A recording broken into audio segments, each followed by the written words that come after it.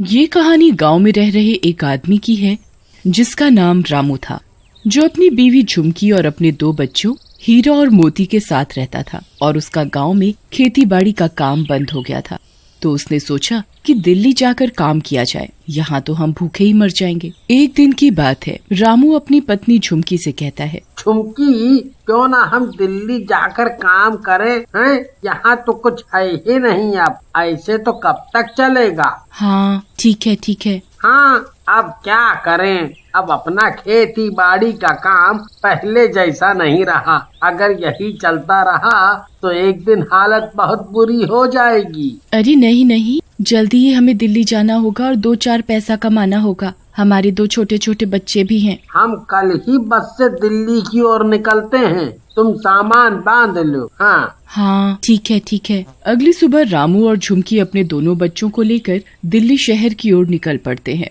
देखते ही देखते रामू अपने परिवार के साथ दिल्ली पहुंच जाता है।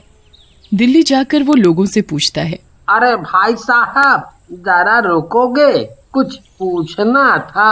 हाँ जी बोलिए, क्या काम है, मैं कैसे सेवा करूँ आपकी? हमें काम चाहिए, मैं और मेरी बीवी हैं। हम आज ही गांव से आए हैं और इस शहर में नए हैं। हाँ जरूर, यहाँ सामने वाली गली में एक सब्जी मंडी है, आपको वहाँ काम मिल जाएगा। धन्यवाद जी, धन्यवाद भाई साहब, बहुत बहुत धन्यवाद। पता पूछने के बाद रामू और झुमकी सब्जी मंडी की ओर निकल गए और 5 मिनट में पहुंच भी गए। रामू झुमकी से कहता है, झुमकी सुनो, मैं उस तरफ जाता हूँ काम ढूंढने और तुम बच्चों के साथ दूसरी तरफ जाओ। हैं? अब दोनों काम ढूंढने निकल गए। तभी रामू ने एक आदमी से पूछा, अरे भाई साहब, हमें काम चाहिए था, क्या आप काम पे रखोगे हमें? नहीं, आज काम थोड़ा कम है, आज जरूरत नहीं है, तुम कल आना। ये सुनकर रामू थोड़ा आगे चला गया और दूसरी तरफ झुमकी को एक सेब वाला दिखाई दिया। अरे सेठ, आप मुझे काम पे रखोगे क्या? हाँ जरूर, आज ही दुकान खोली है मैंने और मैं भी किसी को ढूंढ रहा था काम पे रखने के लिए। कितने पैसे मिलेंगे दिन के? हर दिन का 300 दूंगा। सुबह 9 बजे से रात 9 बजे तक काम करना पड़ेगा। ये सुनकर झुमकी खुश हो गई और बोली, हाँ मैं काम करूँगी। और दूसरी तरफ रामू अभी भी काम मांग ही रहा था किसी न किसी से। अरे रामू ने झुमकी की आवाज सुनी और तुरंत पीछे की ओर देखा। लगता है झुमकी को काम मिल गया है, तभी इतनी खुश है। मुझे काम मिल गया, और तुम्हें? अरे नहीं, काफी जगह पूछा है पर मना कर दिया सबने। अच्छा, कोई नहीं, मिल जाएगा। जैसे मुझे मिला है तुम्हें भी मिलेगा। हाँ, देखते हैं कितना समय लगेगा और तनख्वाह कितनी मिलेगी, पूछा या नहीं? हाँ पूछा। दिन का 300 बोले हैं सेठ। 300? ये तो बहुत ज्यादा है। पहले तो सिर्फ दिन का 150 रुपया ही कमा पाता था मैं। अब ज्यादा बात ना करो, काम ढूंढो काम। हाँ चलो।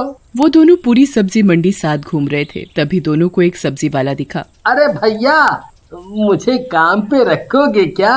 ओ, मुझे एक आदमी की जरूरत है। मुझे रख लो भाई साहब। ठीक है, सुबह 9 से रात 9 बजे तक काम करना पड़ेगा और हर दिन का 300 मिलेगा।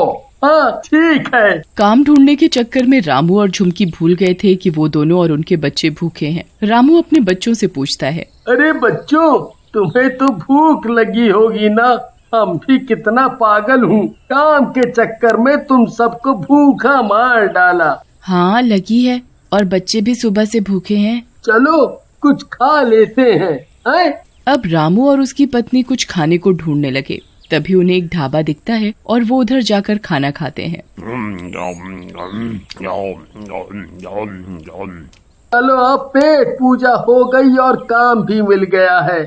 हम दोनों को अब दिल्ली में रहने के लिए एक घर भी तो चाहिए। देख लेते हैं। अब रात होने से पहले रामू को रहने के लिए किराए का घर चाहिए था। ढाबे से निकलते ही रामू और झुमकी किराए के घर के लिए चल पड़े और थोड़ी दूर जाते ही रामू और झुमकी ने एक चाचा से पूछा, अरे चाचा, ये किराए का मकान कहाँ मिलेगा?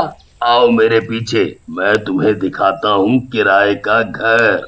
अच्छा चलिए चाचा। थोड़ा सा आगे जाकर वो चाचा रामू और झुमकी को किराए के घर पर ले पहुँचा। अरे चाचा, ये घर तो अच्छा है दिखने में और महंगा भी लग रहा है। ये चाचा, कितना किराया है इस कमरे का? अरे नहीं, महंगा नहीं है। ये एक कमरा हमारे लिए बहुत है। वैसे हम 4 लोग हैं, जिनमें से 2 छोटे छोटे बच्चे हैं। आप बस किराया बता दो, बाकी कमरा तो अच्छा है। 2500 है एक कमरे का। बताओ अब सही है या दूसरा कोई दिखाऊं? झुमकी, तुम्हें कैसा लगा? हाँ अच्छा है, पर बहुत महंगा है। हम कहाँ दे पाएंगे इतना किराया? चाचा, थोड़ा सा किराया कम करो ना। 1 रुपए कम नहीं होगा। लेना हो तो बताओ, नहीं तो रहने दो और दूसरा देखो। अरे नहीं नहीं, रुको जरा। झुमकी, ये चाचा कम नहीं कर रहा है, अब तुम बताओ।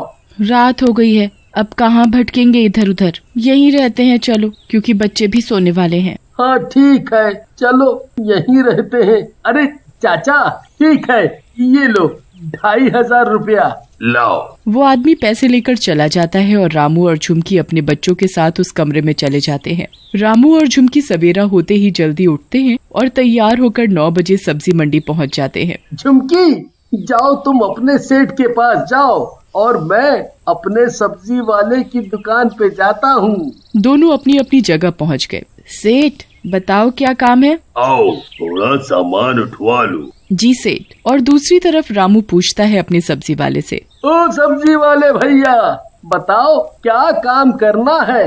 तुम साफ सफाई करो और सब्जी पे पानी मारो, तब तक मैं आया हूँ। हाँ ठीक है। अब दोनों रामू और झुमकी अपने अपने काम में मगन हो जाते हैं। रात 9 बजते ही दोनों अपने काम के पैसे लेकर सब्जी मंडी से निकलते हैं और कहते हैं चलो कुछ खाया जाए, फिर अगली सुबह फिर से आना है। 1 महीना हो गया अब उन्हें काम करते करते, और अब पूरे भारत में कोरोना नाम का वायरस आ गया है। सब्जी वाले भैया, ये क्या सुन रहा हूँ मैं कि कोरोना वायरस आ गया है पूरे भारत में? हो, ये तो हम भी अभी अभी सुने हैं और सुना है कि बहुत ही खतरनाक है ये कोरोना वायरस। और प्रधानमंत्री ने कहा है कि पूरे भारत को बंद करना पड़ेगा और कौनो घर से नहीं निकलेगा। मैं भी दुकान अभी आया हूँ और अब बंद कर रहा हूँ, और हो सके तो बचो इस कोरोना से। मास्क लगाना जरूरी है, ये बोला है सबको। और दूसरी तरफ झुमकी अपने सेठ के पास पहुंची। सेठ, ये कोरोना वायरस क्या है? सब लोग एक दूसरे से बोल रहे हैं। कोरोना वायरस एक बहुत बड़ा वायरस है जिससे लोग मर रहे हैं। और सुनो, अब प्रधानमंत्री ने कहा है पूरा भारत बंद करना पड़ेगा। ये वायरस बहुत खतरनाक है और लोगों की जान ले रहा है। झुमकी डर सी गई और रामू को बुलाने के लिए भागी। तभी झुमकी रामू से कहती है, रामू सुना तुमने, लोग मर रहे हैं कोरोना वायरस से। हाँ सुना है मैंने। मेरे सेठ ने बताया है मुझे कि ये बहुत बड़ा वायरस है और इसीलिए उसने दुकान बंद कर दी है। हाँ झुमकी, हमारे मालिक भी दुकान बंद करने को बोले हैं। इस महामारी को देखकर झुमकी और रामू बहुत मायूस हो जाते हैं। वो बेचारे गांव से कुछ 2-4 रुपए कमाने दिल्ली शहर आए थे और पूरे देश में लॉकडाउन लगने के कारण सारी दुकानें बंद हो गईं। उन्हें कोई काम नहीं दे रहा था। इस गंभीर हालत को देखते हुए रामू बहुत परेशान हो जाता है। अरे झुमकी, ये क्या हो रहा है?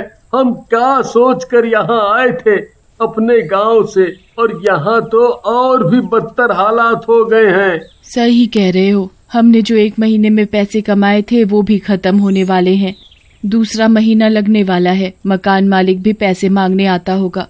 यहाँ हमारी इस गंभीर स्थिति को कोई नहीं समझेगा। तुम ठीक कह रही हो झुमकी, हमें अपना बोरिया बिस्तर बांधकर वापस गांव ही जाना पड़ेगा। रामू और झुमकी अपने बच्चों के साथ बस अड्डे पर पहुँचते हैं और वहाँ से अपने गांव की टिकट लेने के लिए बस वालों से पूछते हैं। बस वाला रामू को इतनी महंगी टिकट बताता है। रामू के पास उतने पैसे भी नहीं होते कि वो बस से अपने गांव चला जाए। वो और उसका परिवार बेचारा सारा सामान कंधे पर ही रखकर गांव पैदल चले जाते हैं।